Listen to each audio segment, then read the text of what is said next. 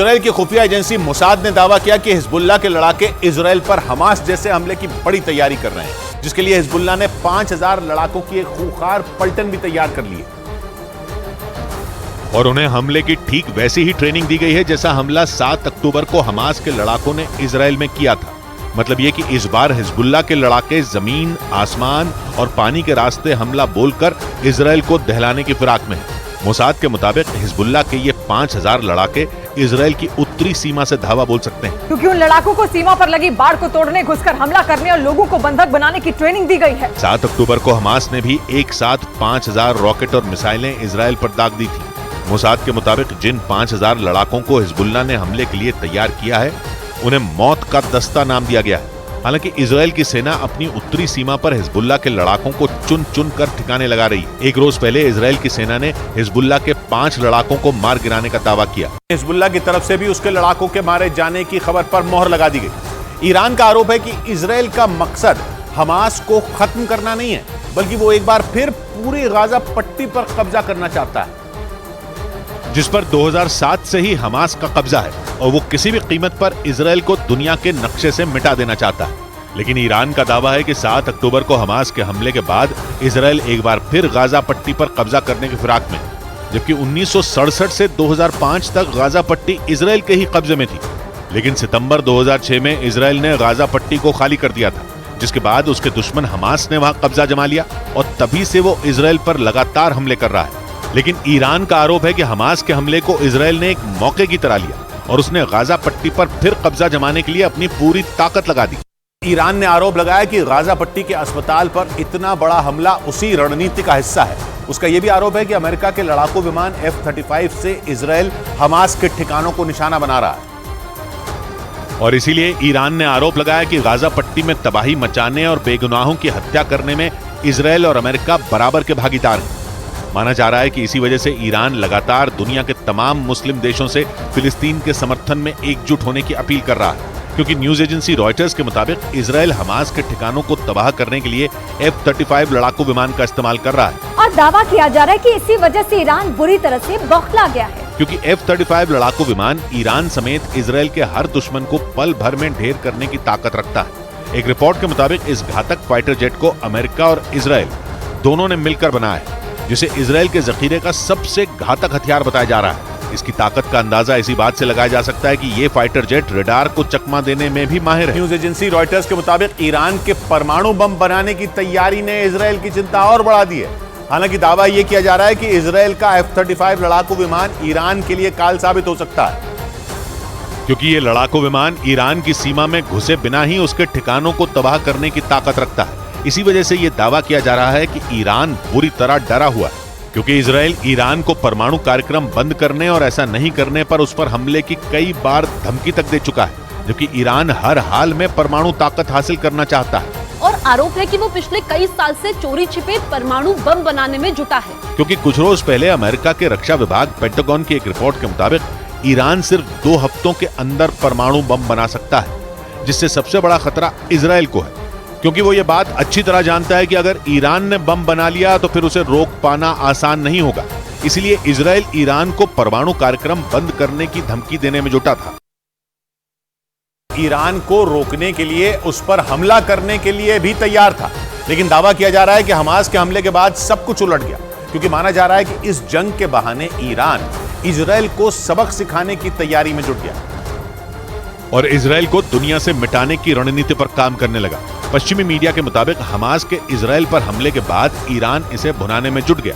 हालांकि वो पहले से ही इजराइल के खिलाफ हमास और हिजबुल्लाह को एक हथियार के तौर पर इस्तेमाल कर रहा है। आरोप है कि वो इन दोनों चरमपंथी संगठनों को कई साल से फंड देने के साथ घातक और खतरनाक हथियारों की भी सप्लाई करता आ रहा है। लेकिन जैसे ही हमास ने इजराइल के खिलाफ युद्ध छेड़ा, ईरान इसका फायदा उठाने में जुट गया। और न्यूज एजेंसी रॉयटर्स के मुताबिक इसीलिए ईरान हिजबुल्लाह और हमास को उकसाने के साथ खुद भी जंग में उतरने की धमकी दे रहा है। हालांकि माना यह भी जा रहा है कि अमेरिका और इजराइल ईरान के इस पैंतरे को बखूबी समझ रहे हैं और उससे निपटने के लिए उन्होंने तैयारियां भी शुरू कर दी हैं। मतलब अगर ईरान ने जंग में शामिल होने की गलती की तो फिर उसे इजराइल के साथ साथ सुपर पावर अमेरिका का भी कहर झेलना पड़ेगा। अमेरिका ने इजराइल को गाजा में जमीनी हमले के लिए हरी झंडी दे दी। इजराइल से निकलने से पहले अमेरिकी राष्ट्रपति जो बाइडेन ने उसे यह भरोसा दिया। ये जानकारी ब्रिटेन के अखबार डेली मेल ने दी, जिसने हमास और इजराइल के बीच चल रही जंग के भयंकर होने का चांस बढ़ा दिया, क्योंकि इजराइल ने हमास को खत्म करने की कसम खा रखी है और बिना रुके गाजा पर हवाई हमले कर रहा है। दिन हो या रात, इजराइल की गाजा में एयर स्ट्राइक जारी है और अब वो जमीनी हमले के लिए भी तैयार है, जिसके लिए उसे बाइडेन से हरी झंडी मिल चुकी है। ये दावा ब्रिटेन के अखबार डेली मेल ने किया।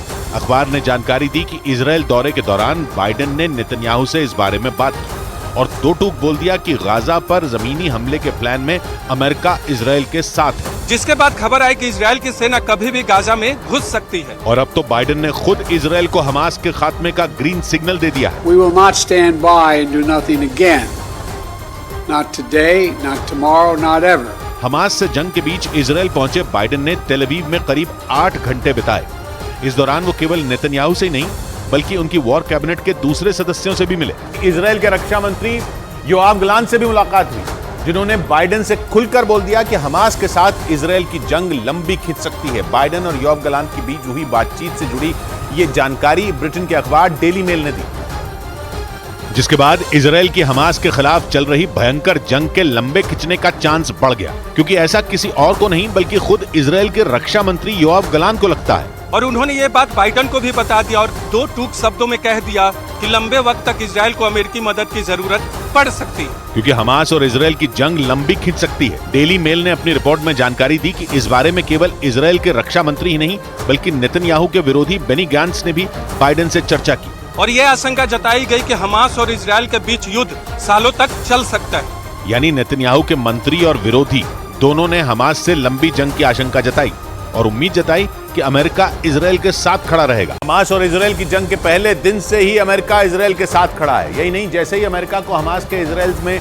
खून खराबा करने की खबर मिली, जिसके बाद वो भूमध्य सागर में सक्रिय हो गया और उसने अपने तीन एयरक्राफ्ट कैरियर भूमध्य सागर में भेज दिए, जिनमें अमेरिका का जेरल्ड फोर्ड एयरक्राफ्ट कैरियर भी शामिल है। जेरल्ड फोर्ड को दुनिया का सबसे बड़ा एयरक्राफ्ट कैरियर माना जाता है और इसकी ऊंचाई 76 मीटर है, यानी ये कुतुब मीनार से भी ऊंचा है, जिसकी क्षमता 1 लाख टन से ज्यादा है और इस पर 70 फाइटर जेट एक साथ ले जाए जा सकते हैं। यानी इजराइल की सुरक्षा के लिए अमेरिका ने अपने ताकतवर हथियार भेज दिए। यही नहीं, पहले अमेरिकी विदेश मंत्री एंटनी ब्लिंकन इजराइल पहुंचे और फिर बाइडेन ने भी इजराइल का दौरा किया। हालांकि अमेरिका ने इजराइल को पहले ही बता दिया था कि वो गाजा में आम लोगों को मारने के खिलाफ है और वो ये नहीं चाहता कि इजराइल गाजा पर कब्जा करे। लेकिन बाइडेन ने हमास के खात्मे के लिए इजराइल का साथ देने का वादा किया था और इजराइल दौरे पर उन्होंने ये बात दोहराई। बाइडेन इजराइल से निकले, इजराइल ने गाजा पर हमले तेज कर दिए और हमास के सैकड़ों ठिकानों को बर्बाद कर दिया। हालांकि इस बार भी उसने एयर स्ट्राइक ही की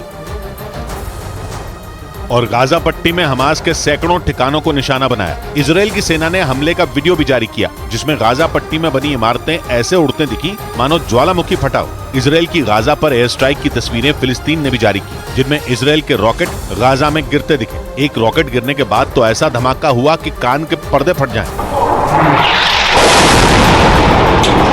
इजराइल की सेना ने दावा किया कि जंग के 13वें दिन उसने हमास के सैकड़ों ठिकानों को खत्म कर दिया, जिनमें हमास के सैन्य ठिकाने, सुरंगें और मिसाइल लॉन्च करने वाली जगहें शामिल थी। लेकिन हमास के ठिकानों को बर्बाद करने के चक्कर में इजराइल ने गाजा को खंडहर में बदल दिया। वहां मकान कम और मलबा ज्यादा दिखा, क्योंकि फिलिस्तीन का कहना है कि इजराइल की मिसाइलों से आम लोगों के ठिकाने भी खत्म हो गए। उत्तरी गाजा तो पूरा का पूरा बर्बाद होने की कगार पर पहुंच